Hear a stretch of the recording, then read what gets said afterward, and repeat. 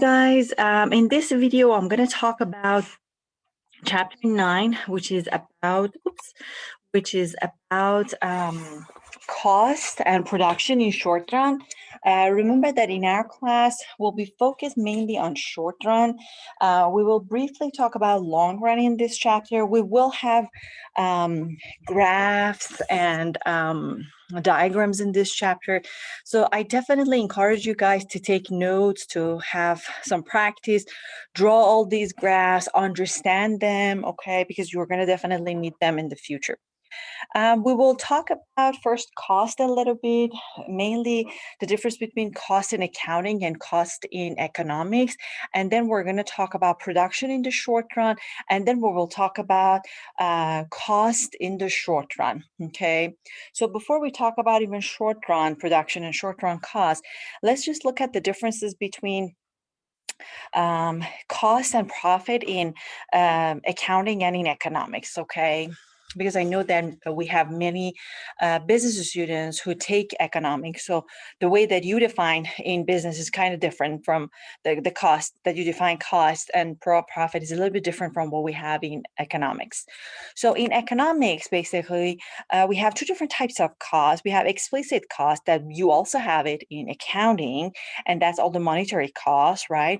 And then you have also implicit costs. These are the costs that are non-monetary, but they are basically opportunity costs, okay? Like the cost of the capital that you purchased in the past, that's your implicit cost. The time that you're spending running your own business, that's the implicit cost. So economic cost is the sum of implicit and explicit costs, okay? If you add them up, you have economic cost. But in accounting, the only cost you have is the explicit cost, something that you can measure. But measuring implicit cost is a little bit more difficult. It's not impossible, but it's a little bit difficult because it's basically an opportunity cost, okay? But economists believe that we have to consider implicit costs, and businesses should definitely take a look at their implicit costs from time to time just to make sure that they are not missing anything. If they are, if it's better for them to, let's say, produce another product, if they should look at other businesses, if instead of even running their own business, they have to probably work for somebody else. So they can get all these ideas from looking at the implicit cost. So since the cost is different in accounting and economics, obviously the profit was also different in accounting and economics. In accounting, profit is just the revenue minus the only cost we had, which is explicit cost.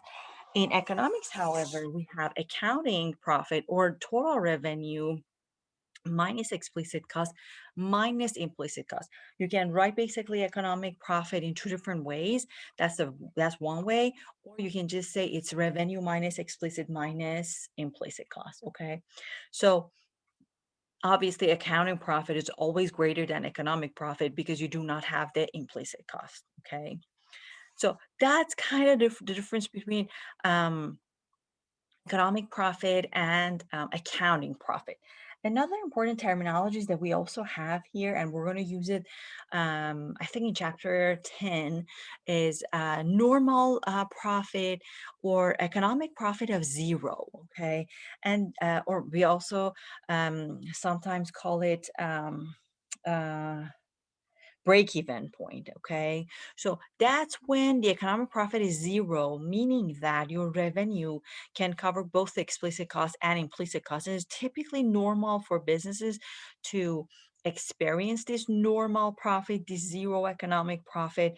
And most of the time when a business is new, they hit this economic profit of zero at the beginning. But after that, if they're just patient and do what's they're supposed to do, they can actually see positive profit. Okay, that's what we call it normal. So it's really, really normal for businesses to experience this zero economic profit in the short run. Okay, not a big deal.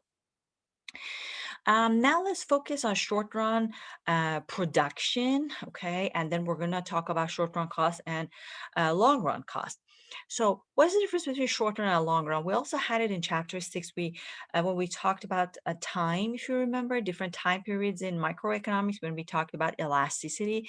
But in general, short time is less than 6 months, and it's when businesses basically don't want to invest much because the risk is pretty high and businesses don't want to buy more capital. So they are not able to change many things in the short run because of the risk, because we're talking about less than 6 months and the market is pretty unstable in short run. So the only factor of production or the only input that businesses change in the short run basically is just labor. So we're typically dealing with same amount of capital. We're talking about same location. So the expansion in business is not happening in the short run. So the only input that businesses change in the short run is just labor. Okay. The rest is fixed technology. Everything is fixed the long run, however, since businesses are kind of knowing the market, it's more than 6 months, obviously, they can change anything and everything. In the long run, they can hire more workers, they can change their location, buy more capital. So all the input we have, basically, all the factors of production can change in the long run, unlike short run. Okay. Now let's talk about production and then we'll talk about cost. So this is what we had in chapter 1. We talked about different factors of production, land, labor, capital, and then we talked about PPC or production possibilities frontier, right? Now let's see how the production looks like in the short run, okay? And again, the only thing that we have, the only variable input we have in short run is labor. So now let's see how the change in labor can change the production in the short run. Some important definitions and terminologies we have here for production in short run. The first one is called total product or TP, which is obviously from it's obvious from its name, which is about the total amount of output, okay? The total quantity of goods and services that we produce in the short run. Another important thing we have here is marginal product. Remember, we talked about marginal utility in chapter 7. We talked about marginal cost, marginal benefit in chapter 1. So again, remember, marginal means extra, additional. So marginal product is the extra or additional output that we're able to produce when we hire one more unit of labor or when we increase the hours of work by 1 hour. Okay. So it could be the number of workers, it could be the number of hours. Okay. So that's the extra output we can produce when we hire extra labor, basically. That's called marginal product. And that's the formula. And I want you guys to take notes of the formulas. You don't have to memorize them. You can have them for the test, for the homework that you're doing.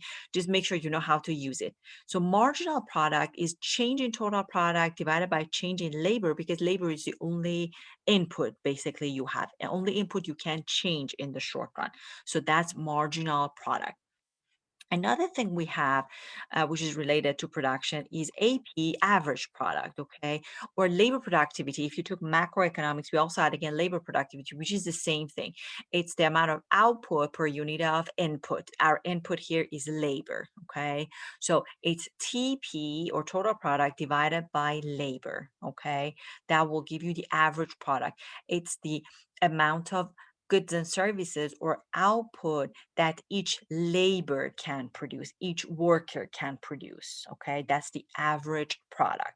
Okay, and using those formula, you should be able also to calculate both marginal product and average product.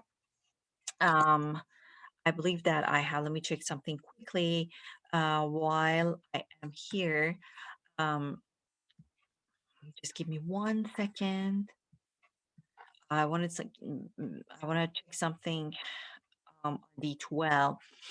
Um, I also recorded some separate videos on calculation. Just want to make sure that I put it there. Um,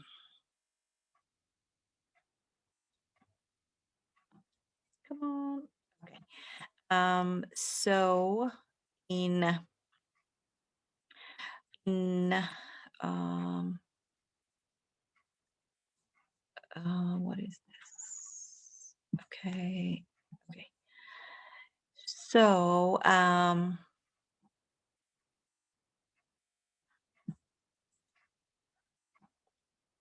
yes, I have handouts actually for this part for production table and for short run cost. So definitely check it out and it will show you how you can basically calculate them. Okay.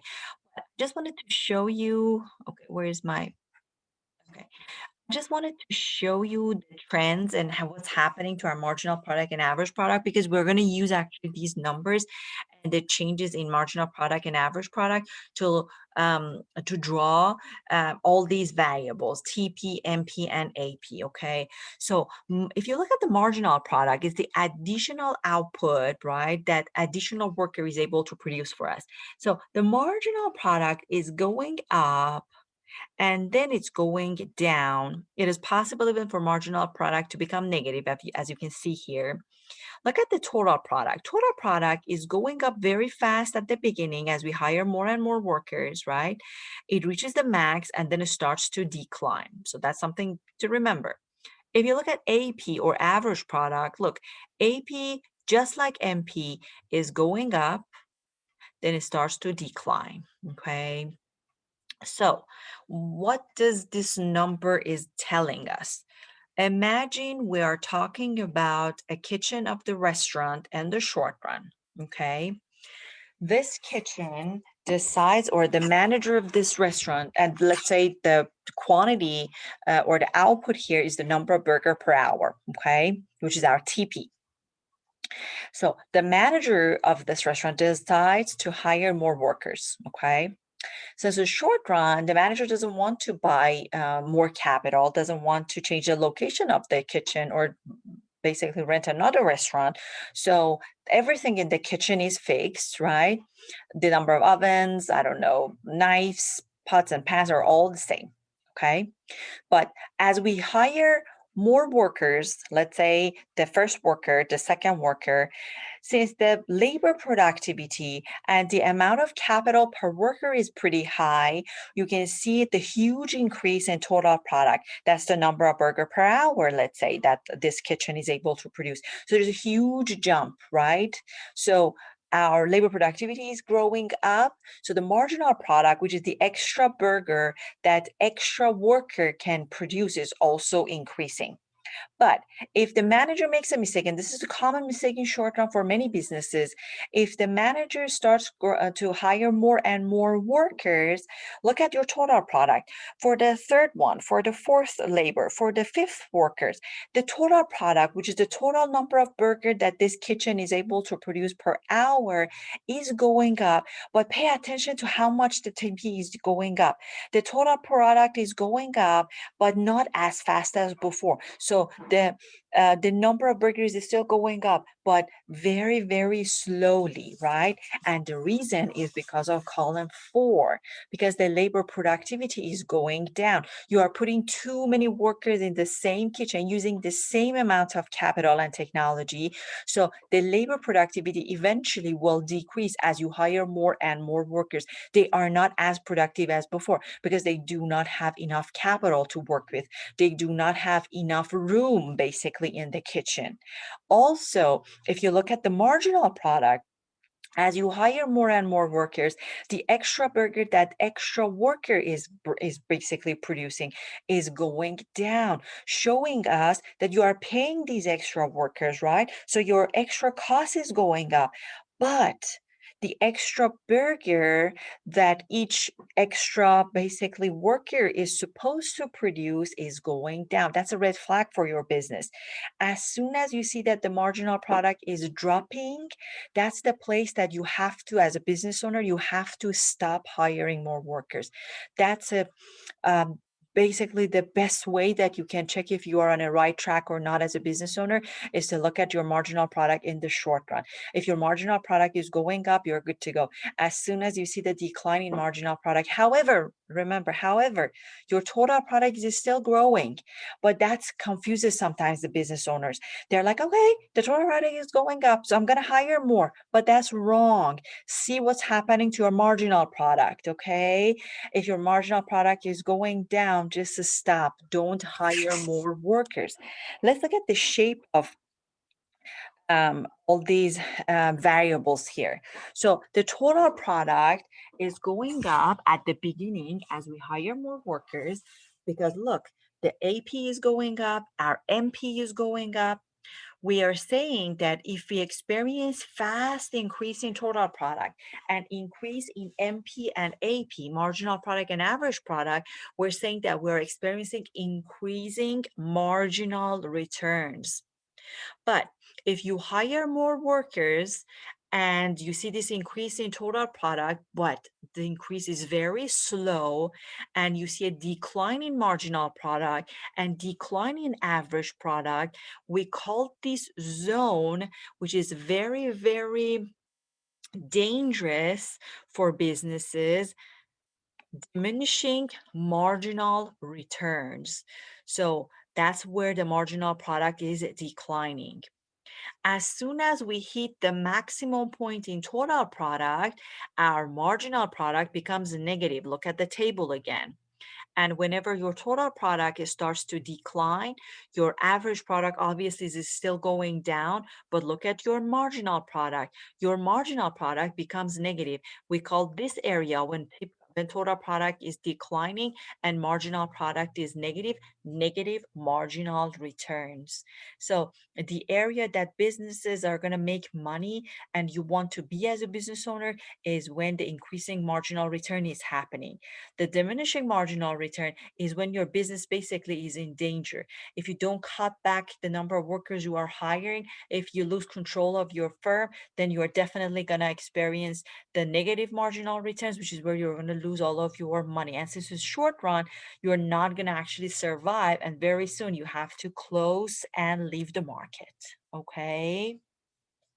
So that's what's happening in what's happening in production in the short run. Now let's talk about cost in the short run. And we're going to talk about first fixed cost, variable cost, and then we're going to talk about average cost per unit of output. So that's why we have two different kind of types of cost in here, okay? So we're going to start with fixed cost, variable cost that you also have probably in your other business courses. We have fixed costs, let's define it. And I want you guys to also pay attention to how we are abbreviating all these fixed costs, variable costs or average fixed costs. So fixed costs or total fixed costs, okay? This is how we abbreviate it, TFC. So TFC stands for total fixed cost. So know all the abbreviation we have in this chapter. Write them down, take notes. So what is it, fixed cost? Fixed cost is a type of cost that is independent of the amount of output that you produce, like the rent you pay for your business, the insurance you pay for your business, okay? These are your fixed costs. The interest you pay on your mortgage, these are your fixed costs. So no matter how much you produce, your fixed cost is fixed. Even if you don't produce anything, and if you want to stay in business in the short run, you still have to pay your rent, your mortgage, right? Your insurance. So that's your fixed cost. We have also variable cost or TVC, total variable cost, which is the cost that varies, right? Varies with the amount of output that you produce. Your variable cost goes up as you produce more output, and it goes down as you produce less number of output, but it's variable, it changes. And then we have fixed cost, total fixed cost or TFC, total cost. I don't know if I said fixed cost, I meant total cost. Total cost is the sum of fixed cost and variable cost, okay? So TFC plus TVC, write it down, okay? TFC plus TVC. Now let's look at the shape of fixed cost, variable cost, total cost, another important diagram we had. So the first important diagram we had was TP, AP, MP that we just discussed. Another one is right here. Your fixed cost is fixed no matter how much you produce. Let's say your total fixed cost is $100,000. So no matter if you're producing 1 unit of output, 2 units of output, 5 units of output, your rent, your insurance altogether is $100,000. So that's a horizontal line. Your variable cost, however, varies with the amount of goods and services that you produce. So if you don't produce anything, your variable cost is zero, but your fixed cost is positive. That's why your fixed cost starts above the origins, right? Your fixed cost is 100, is positive, even when quantity is zero. Well, look at the variable cost. Your variable cost is zero. It starts from the origin, right?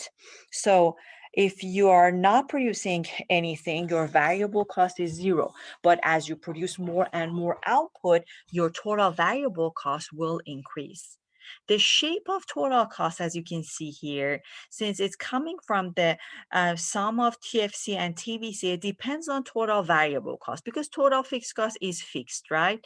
And since, let me write down something here. Since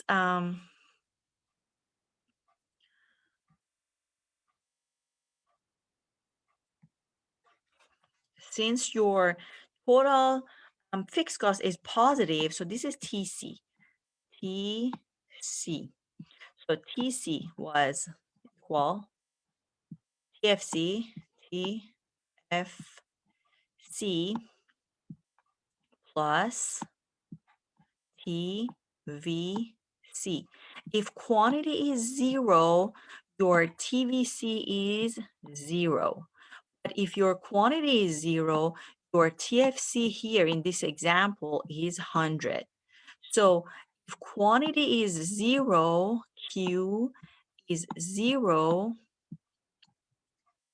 your TC is 100 plus zero. That's why your, this is my 100.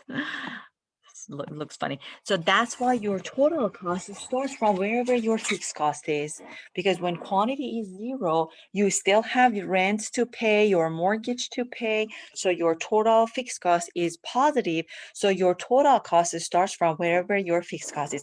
But the shape of total cost depends on total variable cost, okay? Because TFC is just flat. It just doesn't change, all right? And remember that the distance between TC and TBC, your total cost and your total variable cost, is total fixed cost because you can rearrange this formula, right? So TC minus TBC is your total fixed cost. And you should be able actually to play around with this formula here. I can ask you to calculate TVC and give you TC and TFC at the time of the test. And then you should be able to calculate TVC. It's really, really easy. It's just algebra, right?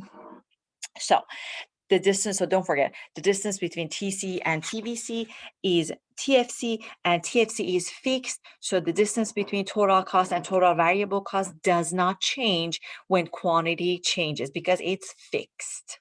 Okay, let me clear everything up. All right.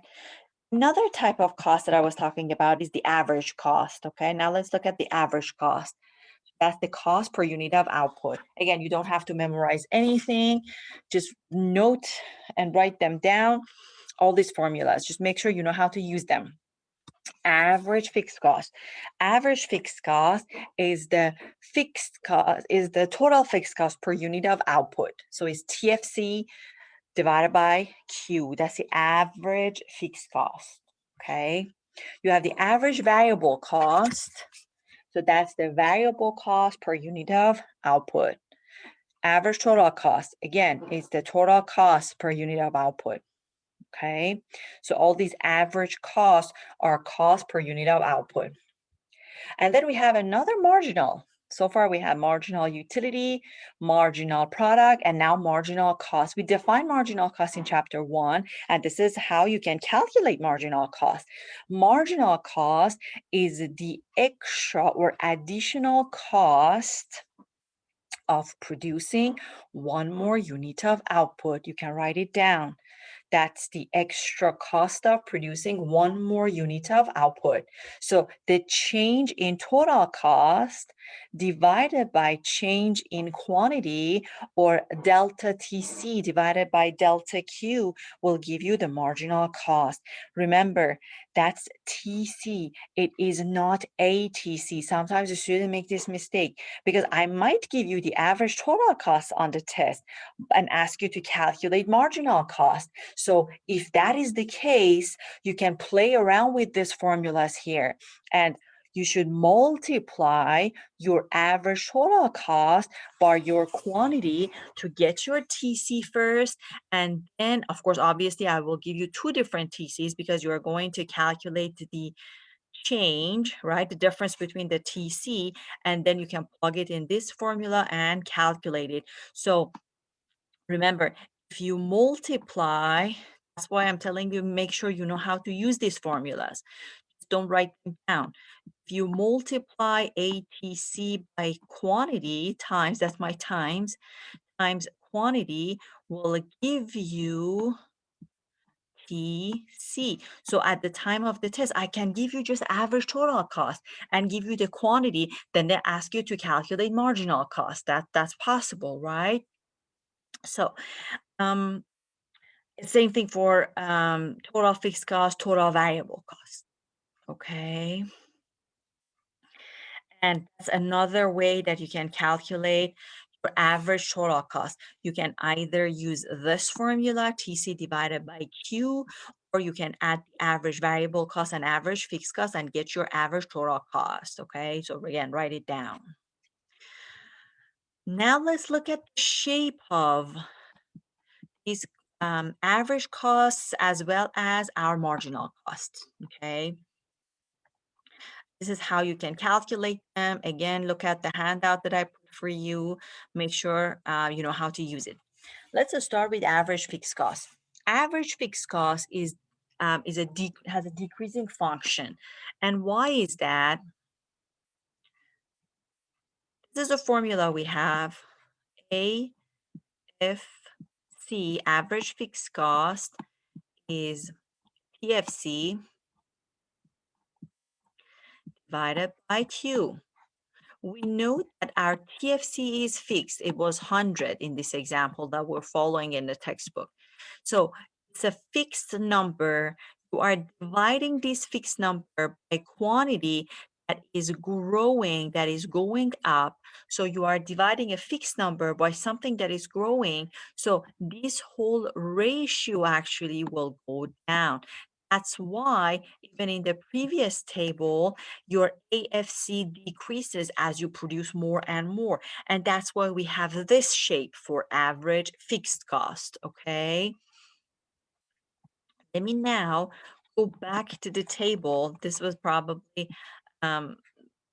the easiest way that I could explain why we have this shape for average fixed cost. If you look at this formula, you can see this declining kind of thing that I was talking about for average fixed cost. So column 5 is your average fixed cost. So your average fixed cost goes down as you produce more and more output. Look at the average variable cost. Your average variable cost is your TVC divided by Q. Average variable cost decreases. That's a variable cost per unit of output. And by the way, I forgot to give you an example for total variable cost. I just remember for total cost, for total fixed cost, I told you it's like rent, your mortgage, and your insurance. For variable cost, you can think about the utility bills that you pay. Okay, that's a variable cost. The cost of the raw materials that you purchase, gas, these are all your variable costs. Okay, just something as a side note that I forgot to mention. Now that I'm explaining average variable cost, I just remembered.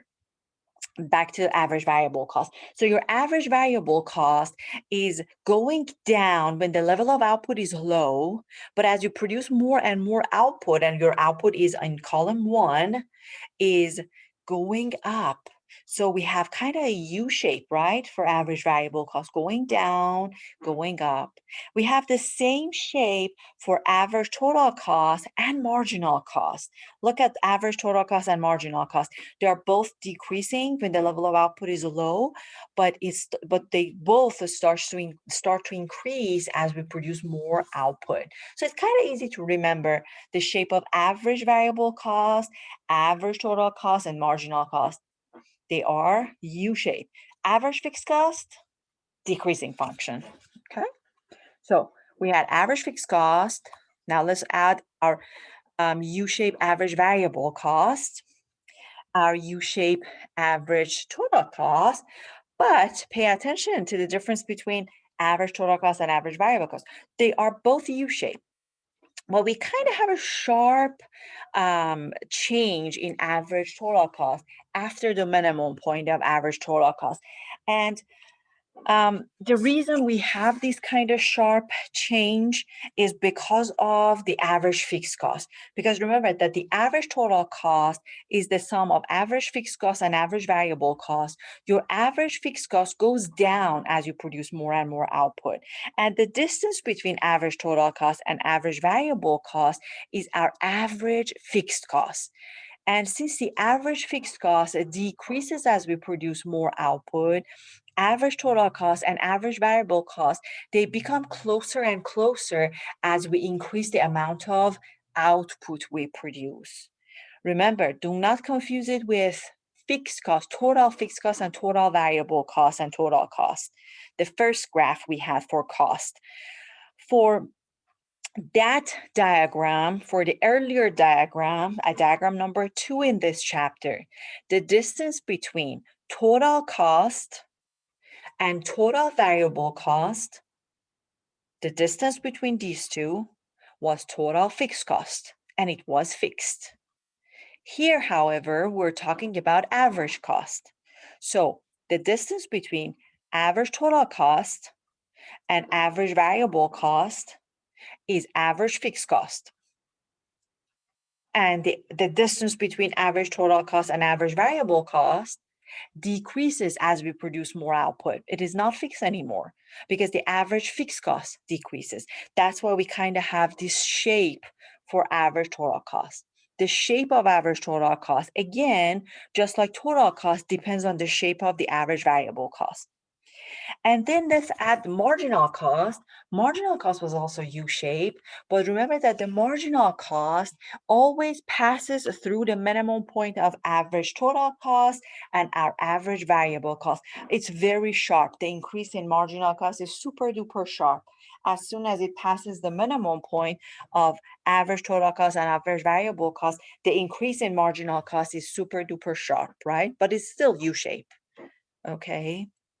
This graph, again, is very important, okay? So try to redraw it. I can give you the graph and ask you to label it, or I can ask you about the distance between average total cost, average variable cost, or the distance between total cost and total variable cost, okay? So don't confuse this graph with the previous one, okay? This is about the average cost. The other one was about the total cost, okay? Now let's put the production and cost together, and we're almost done with this chapter. If you look at, I just put the marginal product and average product that we had basically from the bottom part of the production diagram. So you can pause here, go back and check out the diagram we had for production in short run. I'm basically deleting the TP, total product, and I'm just focused on marginal product and average product. So when we were and we're comparing it with cost, okay? And from the graph that we just recently talked about. The only thing that I'm basically going to look at is the marginal cost and average variable cost, okay? Remember that the increasing marginal return was when the marginal product is going up, average product is going up, and total product is going up very fast. Let's now look at marginal costs, okay, at the bottom. So right here, we are experiencing increasing return, right? We're also experiencing an increasing return here, where our marginal cost is going down. Our average variable cost is also going down. Marginal product going up, labor productivity AP is going up. Okay, what does it say? It says that we are on the right track with the number of workers, with two things. The number of workers we're hiring, it's coming from the graph at top. And we're also on the right track with the number of goods and services that we are producing. Because that's the good number. Because remember that you have quantity on the y-axis here for your cost, for on your x-axis for the cost diagram. Okay, so you are producing the right amount of output here. Why? Because your marginal cost is going down. What does it mean? It means that the extra cost of producing one more unit of output is going down. You are producing more output, but the extra cost is going down. Also, the variable cost per unit of output is going down, but you're producing more output. That's a good thing. That's a win-win for you. You are producing the right amount of output with the right amount of cost, and you are producing and you are hiring the right amount of workers because their labor productivity is going up. Additional labor is bringing extra something to the table, so you're doing something right. So that's the increasing return part, right? Now let's look at diminishing return part we always want to avoid. So this is the diminishing return part, right? AP going down, MP going down. You are hiring the wrong amount of output. And it is showing it here too. You are hiring the wrong amount of labor, wrong amount of workers. You are hiring too much workers that you don't need because you are paying them, but the additional output that they are producing for you is just going down and they are not as productive as before. The labor productivity is going down. And also look at your marginal cost. Extra cost of producing one more unit of output is going up. Your variable cost per unit of output is going up. So first of all, you are hiring too many workers here and you are producing too much output here. So you have to cut back your production. You have to cut back the number of workers that you are hiring if you want to survive the short run. Okay. So this graph is important. It kind of concludes our discussion for production and cost, but something that I want you to pay attention for in terms of the tests or assignments. I can ask you about, let's say, diminishing returns, either by looking at the marginal cost or by looking at production. So marginal returns, diminishing marginal returns is going to happen when marginal product is going down. That's one thing. It can happen when average product, which is labor productivity, is going down. Diminishing return can also be defined as the time that the marginal cost is increasing, or diminishing return can be the time that average variable cost is going up. Okay. You can also think about all these factors that are basically inverse for increasing return. Okay. So know the relationship between production and cost that we just discussed. Okay. In the short run, we're done with short run production, short run cost. Let's briefly talk about long run cost. And this is the only time that we talk about long run cost. And the only thing you need to know for long run cost is the shape of long run cost and three characteristics of long run cost. Okay. So we're just going to look at the long run average total cost. That's the only thing we want to look at. Long run ATC, which is coming from the sum of different average total cost in the short run. So if you add the average total cost of number 1 with 2, 3, and 5 and put them together, you can have a U-shape long run average total cost. So MC, average variable cost, average total cost in the short run, they were all U-shape. Long run average total cost is also U-shaped, don't forget, because the shape of long run average total cost depends on the shape of the short run average total cost, which was U-shape. Okay, so easy to remember. So long run average total cost is coming from different short run average total cost. You can think about the average short run cost in the first quarter, second quarter, third quarter, fourth quarter. Put it together, then you can have your long run average total cost, which is U-shape. Now let's look at the characteristics of average total cost in the long run, okay? And I'm going to explain it on the graph. So first, let's look at the first part of the long run average total cost. When you are producing more output, but your average total cost starts to decline. We call this part of a long run average total cost economies of scale. What does it mean? It means that, let's say you are increasing your input by 2%, but your output is going up more than 2%. Okay. And that's what businesses want to see. They want to produce more output at the lower cost per unit of output, right? They want to produce more output while they'll see this decline in their average total cost in the long run. That's the best place for businesses to be. And pay attention to the number of output we're producing. We're not producing too much, right? Compared to the end of the graph that we will talk about, but we're producing perhaps the right amount of output here. Okay, so the business is manageable here. We have good communication among the employers and employees. Okay, people have an access to enough information about what's going on in the firm. The amount of capital per labor is good. Okay, so we call this part economies of scale. Let's look at the other parts of long run average total cost. In this green area, if you pay attention, it's kind of flat, it's kind of exaggerated. It's probably curvier in real life, but we're just trying to make a point here. The cost here, the average total cost, that's the total cost per unit of output, right? Doesn't change much as we produce more output. So we're producing more, but the cost is fixed. Again, this is something that businesses want to see. The margins the margins for profit is definitely smaller compared to economies of scale because the cost is fixed, but you are able to produce more at the fixed cost, which is again great.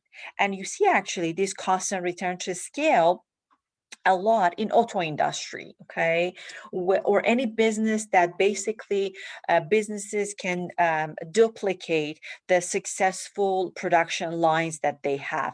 The cost is not going to change, but it allows them to produce more. And businesses who operate at the constant returns to scale in the long run can make more money by producing more output because their cost is fixed. Okay, again, economies of scale, constant returns to scale, two good places for businesses to be in the long run. But now let's look at the danger zone or the place that businesses are in trouble even in the long run. We are producing more output, probably too much output compared to Q1 that we had, right? 0 to Q1 was the area that economies of scale was happening. But beyond Q2, probably we're producing too much output and probably the business is too big that we can't even control. That's why we're producing more output at the higher cost. The average total cost is going up as we produce more. We have a massive firm that we have no control over it.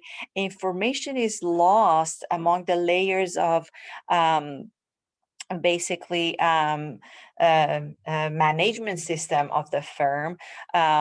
The different layers of management cannot basically communicate with each other.